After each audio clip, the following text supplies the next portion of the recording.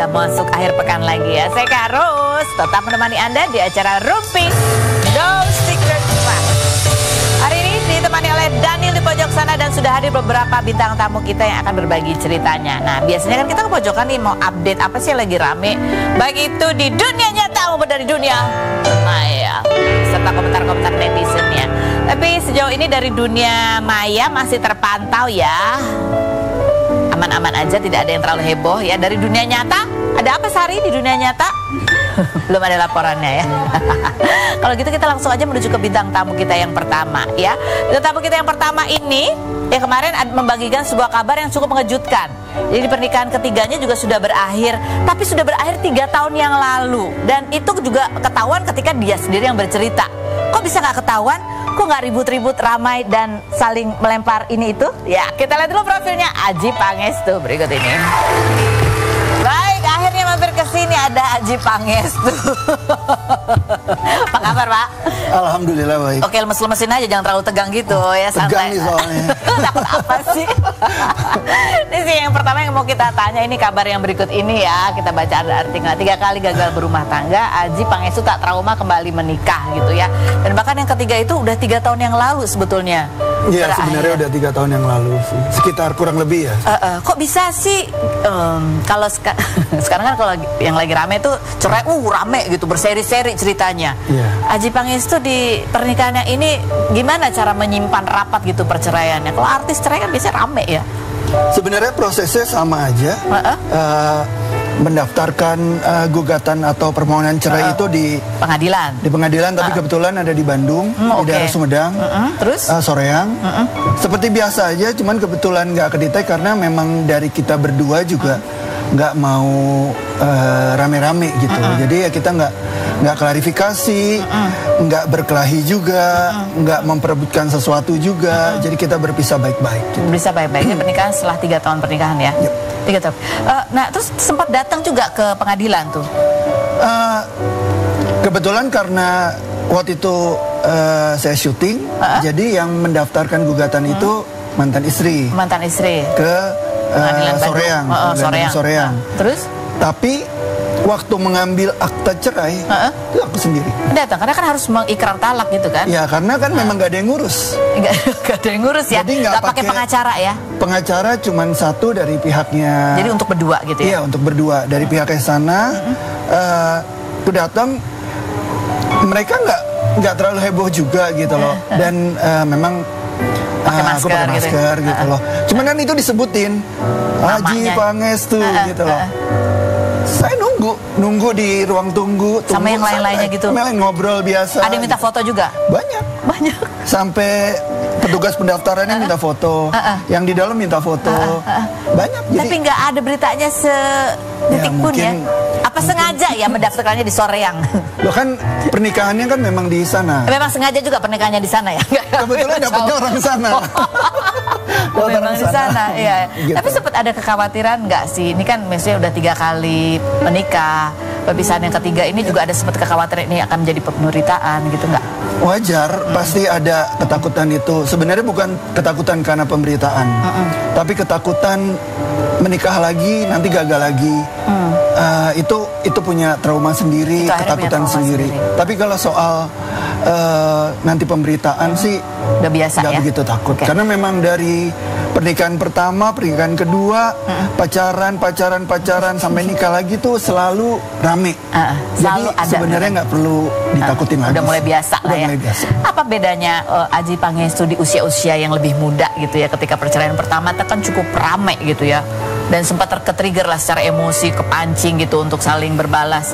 Sama ya akhirnya sampai sekarang lah ini perceraian yang sekarang. Bedanya seorang Adji dulu dan sekarang. Kalau dulu kan masih muda mungkin ya, masih kadang-kadang dalam memutuskan sesuatu tuh kadang-kadang kita pakai emosi yang berlebihan. Tapi sekarang banyak sekali pertimbangan kalau kita melakukan hal-hal yang sangat-sangat emosi, terutama orang-orang sekitar kita gitu sekarang. Kalau saya yang mengalami itu mungkin nggak apa-apa, tapi orang lain yang tidak mengalami seperti anak saya, keluarga saya, sahabat-sahabat saya, kan mereka tidak mereka sayang sama saya, tapi mereka juga mengalami kesedihan. Jadi lebih baik kita yang happy aja lah. Saya nggak pengen pernikahan itu menjadi apa ya, zaman sekarang tuh banyak banget yang seru gitu loh, tapi kan menyayat hati gitu loh, miris gitu. Oh, seru tuh maksudnya saling beradu, ya, saling melempar argumentasi, saling membela diri, saling menuduh, melempar tuduhan. Itu kayaknya seru buat kita yang nonton ya. Iya. Tapi di dalam hati orang-orang sekitarnya sebenarnya itu menyedihkan, karena satu sama lain kan saling menyerang, saling membuka aib, saling menjatuhkan. Ada hati-hati yang harus kita jaga. Maksudnya ada hati orang lain yang harus kita jaga. Jadi saya memutuskan untuk siapapun yang salah dalam rumah tangga, saya memutuskan untuk baik-baik aja. Baik-baik aja. Siapapun itu. Siapapun. Gitu. Sempat ada penyesalan nggak sih dengan keputusan kita di masa muda dulu gitu? Karena kan mungkin nggak pikir sejauh itu ya. Dulu apalagi masih muda, belum kepikiran anak nanti akan jadi gede, bisa baca dan lain sebagainya. Ya, kalau sekarang kan udah menyesali ya. Keputusan itu keputusan yang udah dibuat. Ya disesali. Cuman ya itu udah terjadi. Saya nggak mau hidup dalam penyesalan itu gitu loh. Sekarang jalan. Kalau boleh tahu untuk sharing aja gitu ya. Ada nggak sih momen-momen di mana melihat bahwa ketika dulu bercerai sempat kemudian terekspos dengan media dan saling berbalas komentar gitu. Melihat efeknya yang akhirnya membuat kita sebagai orang tua atau sebagai keluarga itu ngerasa kayak aduh gitu, nyesel deh. Kenapa sih harus ribut gitu? Ribut di media ya? Ada nggak ada momen itu? Sebenarnya ini semacam edukasi buat orang-orang semua. Jangan lupa yang namanya jejak digital itu ada. Jadi ketika saya nikah pertama, kedua, ketiga, itu semua ada di internet. Jadi sekarang siapapun, termasuk anak saya dan mungkin nanti cucunya saya atau cicitnya saya, itu bisa baca seluruh apa yang terjadi dengan kakeknya gitu loh, dengan buyutnya. Jadi jejak digital itu akan susah hilang. Jadi lebih baik sekarang diminimalisir jejak digital yang bisa menyakiti hati perasaan orang, karena mereka nggak salah. Mereka kayak anak-anak saya, nanti mungkin anaknya itu kan nggak salah itu. Mereka nggak salah, tapi mereka membaca dan mendengar, mereka kan akan sakit, sakit hati, sedih. Mungkin mereka dibully, mungkin mereka diomongin, dan itu semua karena kesalahan saya gitu. Kalau dari sepengalamannya Mas Aji sendiri gitu ya, ada nggak momen di mana anak itu cerita atau apalah dia curhat bahwa cerita orang tuanya di masa lalu itu berdampak ke dia? Iya. Ada. Jadi Raffi udah mulai bicara heart to heart ke saya gitu loh. Dia menceritakan semua, dia duduk sama-sama, dia cuma bilang begini, sekarang aku mau dengar dari versi papa, apa yang terjadi pada saat itu dulu. Really? Yep, karena aku udah dengar dari mama. Sekarang papa, dan aku nggak mau judgement, nggak mau menghakimi, aku cuma mau dengar, karena aku sekarang pengen dengar dari mulut kalian berdua gitu. Usia berapa itu? Sekarang usia 23, 24 gitu deh. 23. Pokoknya udah 20-an lah ya. 20-an. Dia gitu. Dia ngomong, jadi dia pengen tahu versi the realnya gitu. Iya. Dan dia yang paling miris adalah dia bilang kita sebagai anak kan nggak bisa milih pengen keluar dari keluarga mana gitu loh. Jadi Raffi hanya pengen kita baik-baik aja gitu loh. Itu aja. Kalau dia bisa milih, dia pengen dari keluarga yang nggak broken heart, yang harmonis. Tapi kan dia tidak bisa memilih. Dia keluar dari keluarga yang seperti apa. Makanya dia memohon supaya udah jangan ribut-ribut. Sekarang buat apa ribut-ribut gitu loh. Antar suami dan istri itu atau mantan. Buat apa? Hanya buat keegoisan kita masing-masing. Aku menang, kamu kalah, kamu kalah. Ada yang menang sebenarnya, kalah ya. Raffi itu korban banget waktu dia SD. Ada apa ya? Apa yang terjadi? Dia sempat setahun itu ya bengong, dia deep gitu, karena anaknya introvert, dia tuh deep gitu. Dia mikirin kenapa orang tua gua seperti ini. Gitu. Jadi banyak kesedihan yang ada di situ dan sekarang saya nggak mau nambah gitu. Dan ini kesalahan saya lagi, kenapa harus bercerai lagi gitu. Tapi ya udah. Jadi ketika dia kecil ternyata dia melihat orang tuanya dan itu dia simpan dan dia tidak katakan. Baru bisa diutarakan setelah dia dewasa di usia 20 itu. Iya. Dan saya tanya, kamu baca semua berita? Baca, dia bilang gitu. Terus apa pandangan terhadap papa? Nggak ada, nggak apa-apa katanya gitu. Saya nggak tahu apa yang dalam pikiran dia ya, tapi dia hanya bilang, papa cerita aja jujur ada apa. Dia penasaran, dia pengen tahu. Aku nggak judgement, nggak salahin papa, nggak salahin bunda. Aku terima papa, aku terima bunda apa adanya. Tapi dia sempat cerita nggak apa yang dia rasain di momen-momen dia bingung itu? Ada apa sih dengan my parents gitu? Ada nggak dia cerita kesedihannya atau apa? Ketika kita berdua masih ego, itu anak bingung. Anak itu mau ikut siapa, pendidikan siapa. Cara bundanya mungkin berbeda dengan cara saya, cara mendidik anak. Jadi anak itu bingung. Saya mau ikut yang ini atau mau ikut yang ini. Tidak sadar kita berkelahi terus. Ada momen kita bersatu. Saya, bundanya, waktu itu sama mantan saya Nadia dan Sultan. Itu akhirnya kita jadi satu. Dan itu merubah semuanya gitu. Merubah semuanya? Ya, merubah. Anak itu yang tadinya pendiam udah mulai keluar gitu untuk bercerita, untuk ngobrol gitu. Ada fotonya ya, kita lihat juga ya. Ini juga sempat kita tanya gitu. Dan kita juga senang gitu ngelihatnya. Iya kan? Iya, ini waktu dia wisuda. Hadir di momen penting dia. Iya. Karena menurut Raffi, saya juga penting dalam hidup dia dan Raffi adalah anak saya satu-satunya, jadi kebanggaan saya. Jadi saya harus hadir di dalam momen kebahagiaan dia. Nggak sendiri-sendiri, tapi bersama. Dia pengen ibunya, bapaknya. Ya, dan semua ada di situ dan orang-orang yang dia kasih. Ini bukan settingan, bukan paksaan, bukan atas dasar kasihan, tapi pure semua orang yang ada di situ atas dasar keikhlasan gitu, untuk ada di situ. Apa yang kamu rasakan gitu? Hadir di situ dalam situasi yang berbeda, semuanya berubah gitu. Saya sendiri bahagia.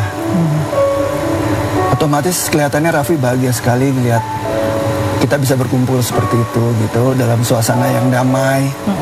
Karena kan biar dilihat Sultan dan Nisa itu udah punya kehidupan sendiri yang bahagia. Saya melanjutkan hidup saya. Raffi awal untuk memulai hidup baru juga. Jadi kita semua punya kehidupan. Jadi sebenarnya nggak ada gunanya kalau saya sama bundanya atau sama Sultan kita keributan. Jadi sebenarnya nggak ada. Jadi lebih baik dari sekarang yang ribut-ribut selesaiin aja gitu loh. Nggak usah dilama-lamain gitu. Nggak usah dilama-lamain ya. Habis itu masing-masing jalani kehidupannya. Karena ya life must go on. Iya, siapa tahu akan ketemu dengan pasangan yang membahagiakan. Lebih cepat lebih baik. Kalau kamu sendiri ya, ya maksudnya suasana yang nggak enak itu berarti 20 tahun usia Raffi itu kurang lebih.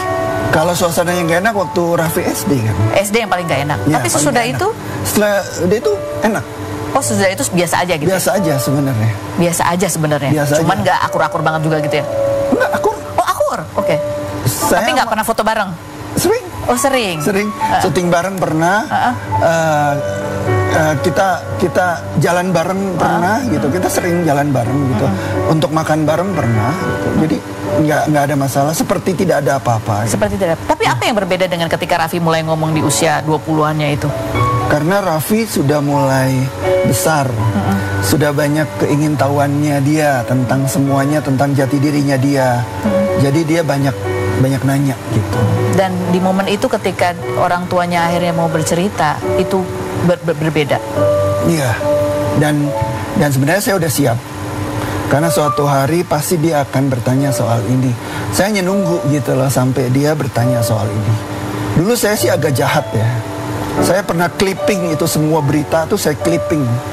Karena saya ngerasa ini saya yang benar gitu. Saya harus menjelaskan sama anak saya bahwa saya benar dan saya disakitin. Saya clipping semuanya. Tapi setelah mikir, buat apa clipping segini gitu loh, tentang berita-berita untuk ditunjukin. Yang ada ini akan menyakiti hati dia karena lihat ibunya disakiti oleh saya gitu dengan berita-berita ini. Jadi saya buang, saya tunggu aja dia cerita sama saya, baru saya ceritakan apa yang terjadi. Wow. Sesimpel itu aja sih. Wow. Iya. Dan kita lihat ini postingan Raffi juga di ulang tahunnya Adjie Pangestu di usia 51 tahun waktu itu ya. Dia bilang happy birthday. Terus yang terakhir ini ya, I just want to say sorry that I can't stand right beside you and always there to be your friend when you're lonely. And I knew for sure that you're sad and lonely. We may far, but there will always be a part of yours in me.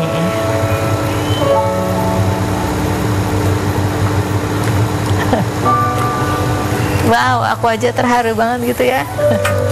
Ini anak kamu. Nah, ini udah lama, gitu, udah lama. Cuman selalu kalau baca ini, emang apa ya? Saya ngerasa banyak salah sama dia.